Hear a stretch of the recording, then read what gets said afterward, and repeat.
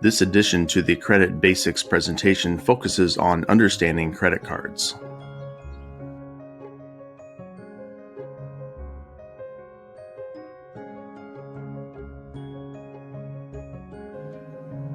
In addition to looking like your everyday debit card, credit cards enable cash-free purchases and use the same retail point-of-sale systems to make a purchase. While looking the same, debit cards and credit cards are vastly different. Debit cards are connected to your bank account and charges are paid immediately and are withdrawn from your account. With a credit card, charges are paid back later when your bill arrives.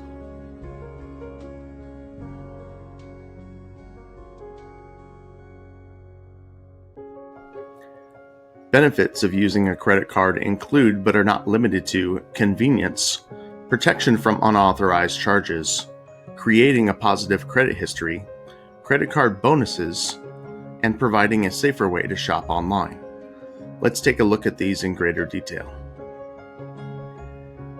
Many people appreciate the convenience of using a credit card. There's no need for large amounts of cash to be kept. It's great for emergencies, and if you're traveling and you need to rent a car or book a hotel, reservations can be held with a credit card number. Credit card users are protected from an added layer of security. A cardholder has a maximum personal liability for unauthorized or fraudulent uses of $50. But if a credit card is lost and the cardholder reports it before any fraudulent charges are made, the cardholder has no personal liability. The same is true if the number is used without the card itself. Cardholders can use their credit cards to develop a positive credit history. To do so, make sure to pay your credit card balances in full every month and on time. Be conscious of how credit cards affect your credit history and check your monthly statement for errors. We'll talk more about this in future presentations. Some cardholders use credit cards that offer additional incentives. These may include cash rebates, frequent flyer miles, travel accident insurance, and warranties for items purchased with the card.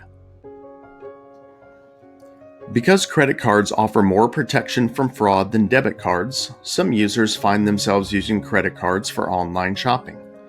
Keep in mind that when a debit card is used, money is taken out of your bank account. That money may not be replaced for up to 10 days after a fraud investigation occurs.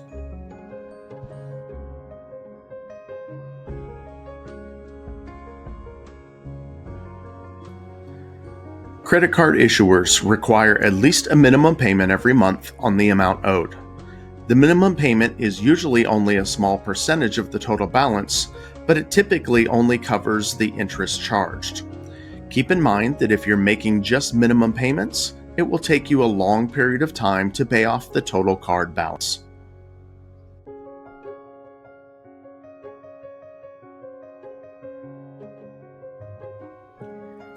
The annual percentage rate, or APR, is the rate at which interest is charged on your credit card, expressed as a yearly interest rate. A simple rule of thumb: the longer you take to pay off the total balance, the more you'll pay in interest.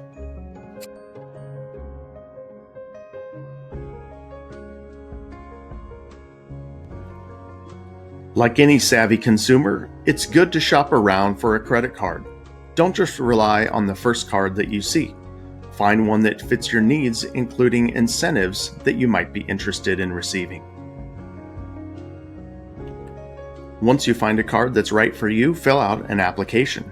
These can be done over the internet, by phone, in person, or through the mail. These applications enable you to get pre-approval status and find out if you qualify for this credit card. While you may have been pre-approved, a final check is then done to determine your credit card's limit, or total balance.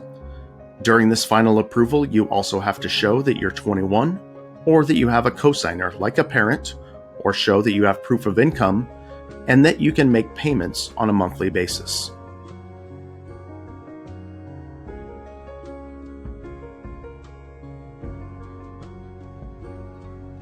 Like a bank, a credit card company is required to provide you a monthly summary showing you your payments, purchases, and fees. This should also include information about the interest charged and the year-to-date totals.